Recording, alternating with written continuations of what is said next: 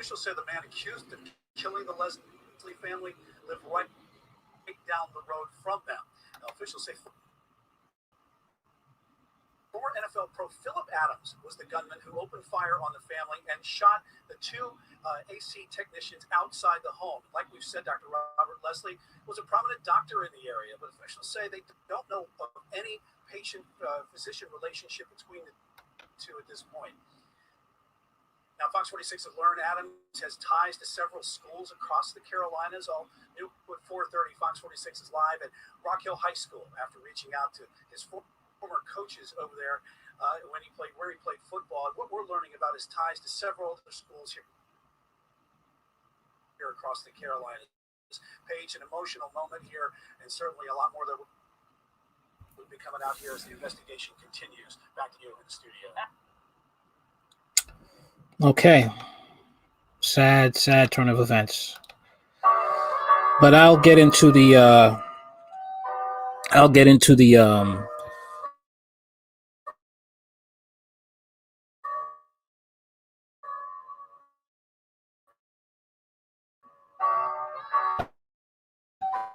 hired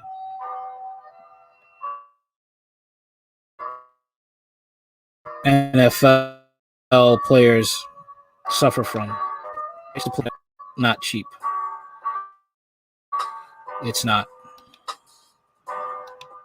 And it's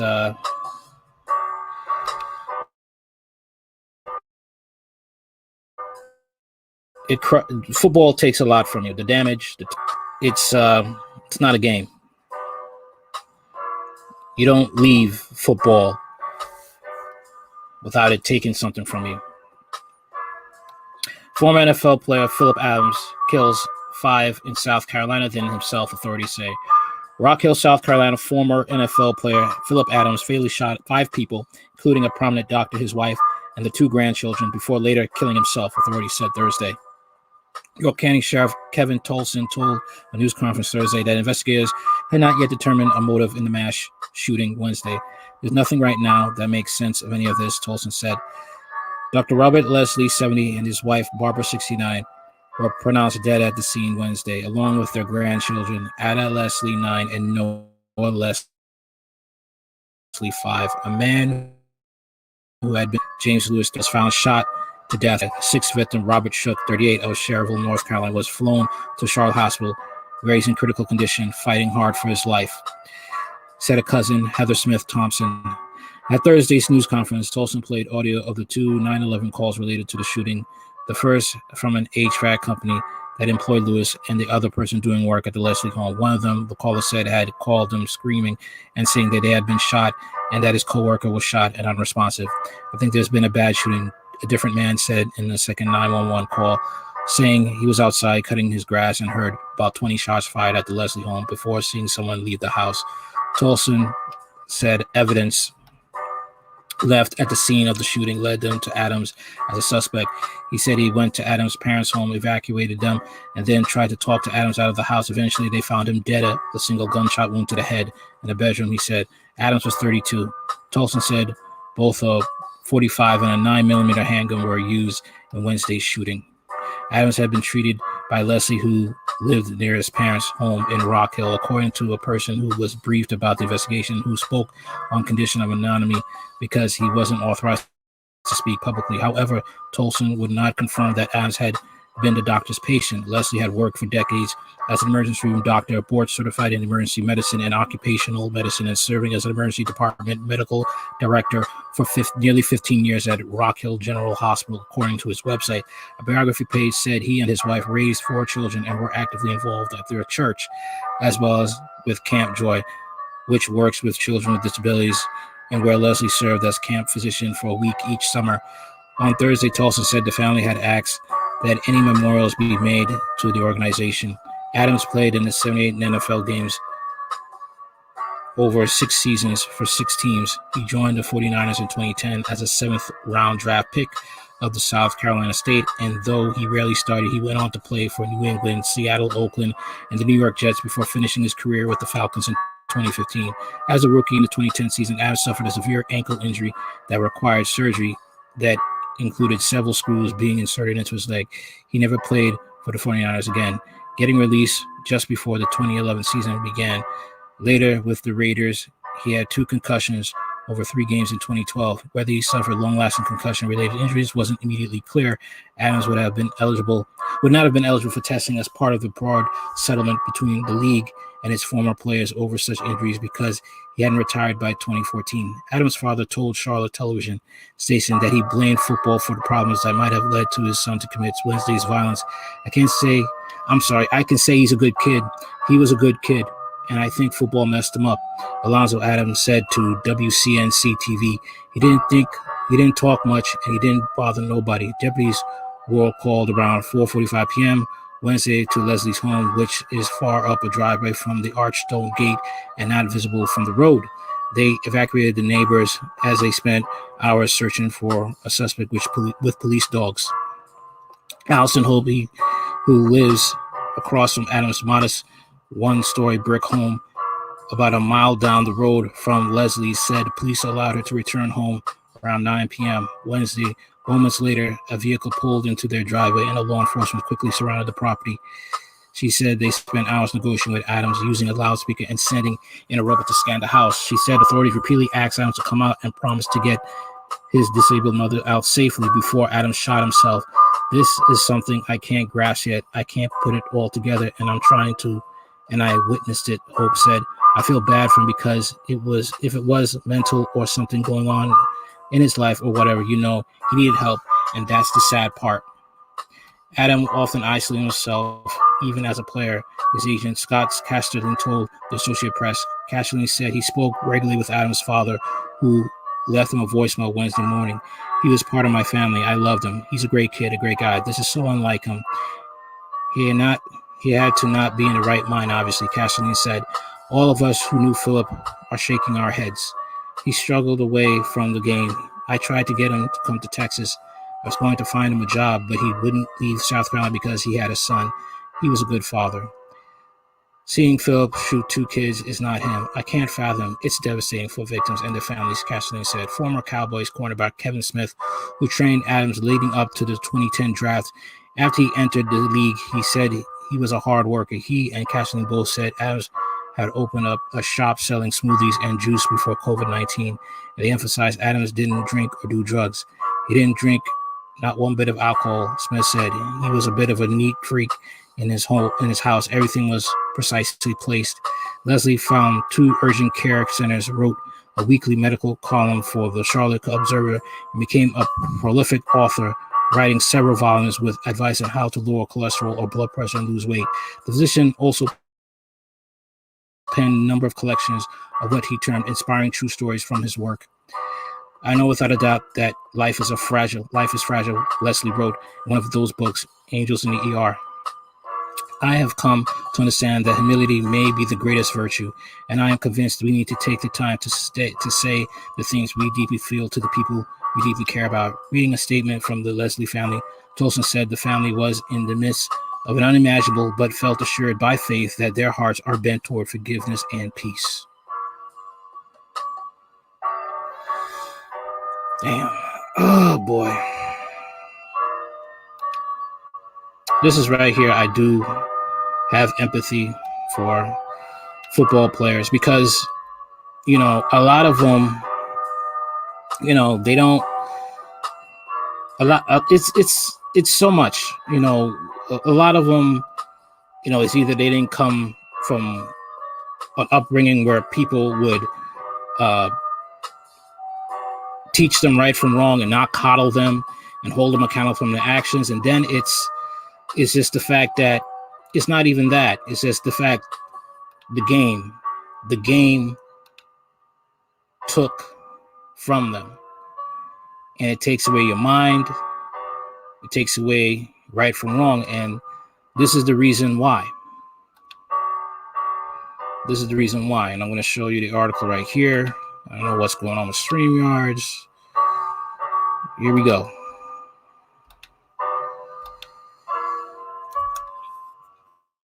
Okay. All right, showing right here. kind of knew about this, but the NFL doesn't really. I don't think the NFL really talks about it as much. But this is really what is the problem. Junior Seau, he had his problems with brain damage, and before he killed himself, he said he wanted his brain to be studied. That's why he didn't shoot himself in the head; he shot himself in the chest because he wanted his brain to be studied. Because he too was having concussions, and that affected his life after football. And these concussions, who knows? This, when it came to Chad Wheeler's violent episode, maybe those hits was what turned him bipolar. Can we look at that? Let me go on with the article. What a lifetime of playing football can do to the human brain. 6 things to know about the NFL concussions and brain damage. Football isn't just a contact sport, it's a dangerous game of massive bodies colliding into one another. While it may seem obvious that this sport can do extraordinary damage to brains and bodies, it's taken far too long for the NFL, the medical community, and football fans to fully reckon with this. Doctors have learned a tremendous amount about concussions and chronic traumatic electrophenopathy, or CTE, a degenerative brain condition believed to be caused by repetitive hits to the head since the first former NFL players were diagnosed with CTE in the early 2000s. Concerned the issue has only grown now that more than 100 former NFL players have received post-mortem diagnosis of CTE. A new research in finding that youth football may be a risk factor for CTE down the road. Football is still an immensely popular sport in the United States, and this weekend millions will watch and enjoy the Super Bowl. With all the evidence we now have about the very serious risk of brain injuries casts a dim light on the future of the sport. Here's what you need to know. 1. Concussions are incredibly commonplace in professional football. The human brain, the most complicated and powerful organ on the planet Earth, is squishy. And when a person hits their head hard, the brain can bounce around and twist in the skull. It's this rapid motion of the brain inside the skull that creates a traumatic brain injury known as concussion. During impact, individual neurons can be stretched and damaged. Brain chemistry gets out of whack. Concussions make people see stars, become disoriented, lose consciousness, become sensitive to light, sound, get headaches, and have sluggish or confused thoughts for weeks and even months. Head and body get smashed and shuttered every week during the football season. And despite changing the rules to allow for more severe penalties and fines for flagrant helmet-to-helmet hits, the NFL has not succeeded so far in preventing concussions. The number of concussions sustained during practice and gameplay in 2018 fell somewhat from a total of 281 in 2017 to a total of 214 in 2018, according to the NFL's injury data, and then increased again to a total of 224 in 2019. Concussions in the NFL per year. This is what we have.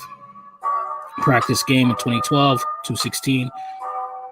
229 in 2013, 206 in 2014, 275 in 2015, 243 in 2016, 281 in 2017, 214 in 2018, and 224 in 2019. This data doesn't cover the countless additional blows to the head that don't reach the level of concussion, but still may pose a risk for the brain. 2. Chronic traumatic encephalopathy is caused by repetitive hits. CTE is not about single concussions. It's the result of effects that are not quite as severe.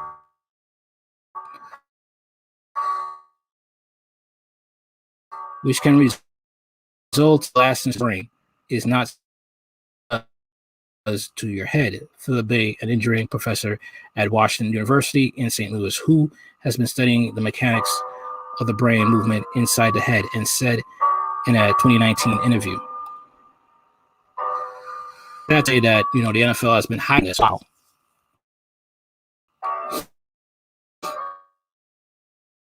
And sport mental health and well-being. Sad to say, but it's a business. Basically, that's what it's a business. Specifically, brains with CTE accumulate protein called believed to be lodged from brain fibers during an injury. Tau clumps together in the tissues of the brain information flow. What happens to the brain when someone gets concussion? When the cells grooves of the surface of the brain experience high mechanical stress during an injury and burst open pockets of tau. In autopsies, the clumps of tau are often found near blood vessels at the bottom of the sulci. Yeesh. The disease isn't exactly new. A form of it was originally discovered among boxers in 1920, who, like football players, sustained regular hits to the head. Then it was called dementia, pulgillia,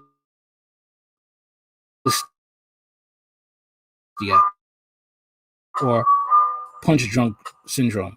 The diagnosis of CTE is CTE, and researchers published the first confirmed case of CTE in an NFL player. The results of that report contain anonymous statistics to suggest CTE might be frighteningly prevalent among players. There are approximately 0.41 concussions per NFL game of the American football. 67.7% of concussions involve impact of another player's helmet. 20.9% involve the impact by other body regions, example, the knee, and 11.4% involve impact on the ground.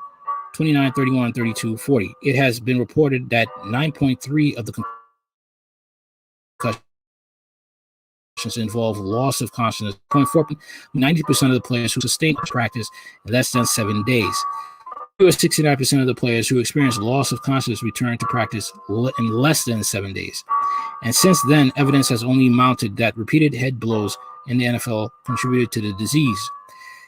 2017, Aaron Hernandez, a former player of the New England Patriots, hanged himself in prison while serving time for a violent murder.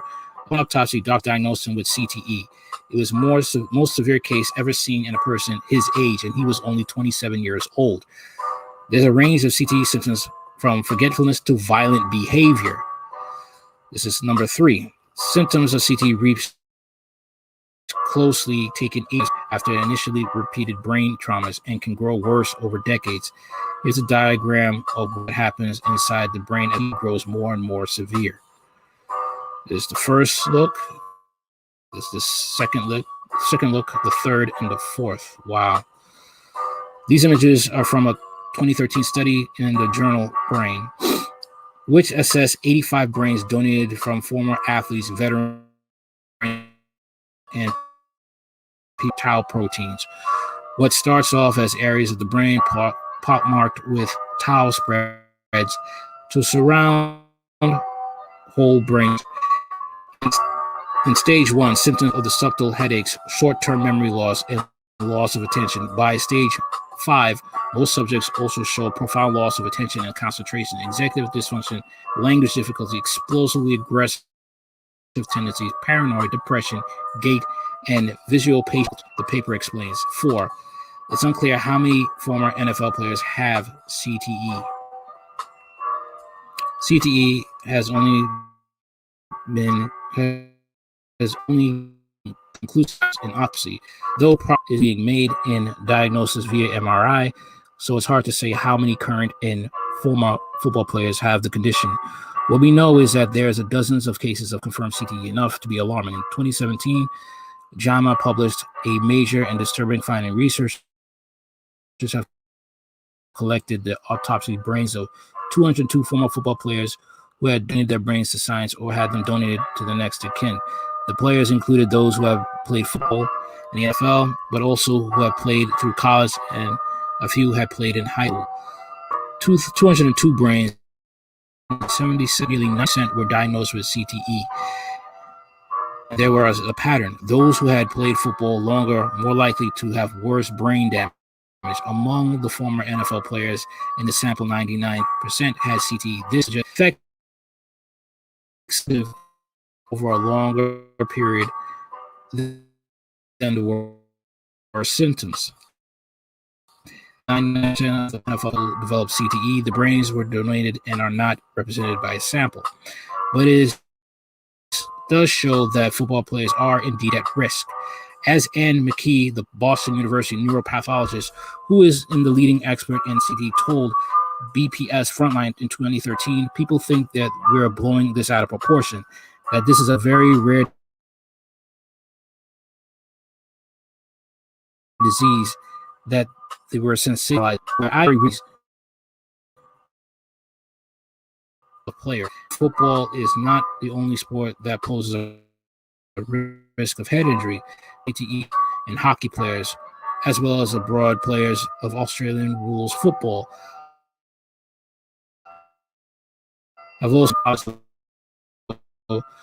one of the biggest consequences of concussion research is that fewer young people participate.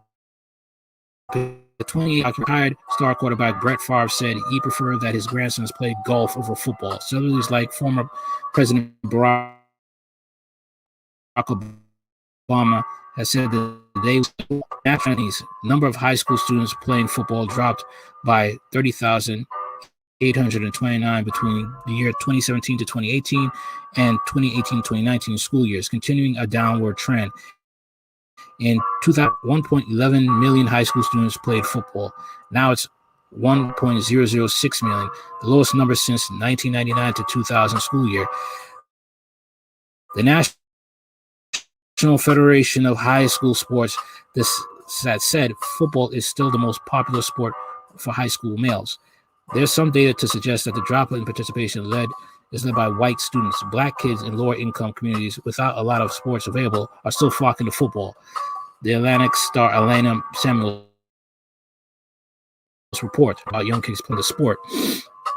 In 2015, study found that former NFL players who began football at the age of 12 fared worse on cognitive assessments than those who started later in their teens, and this even controlling for a number of years played.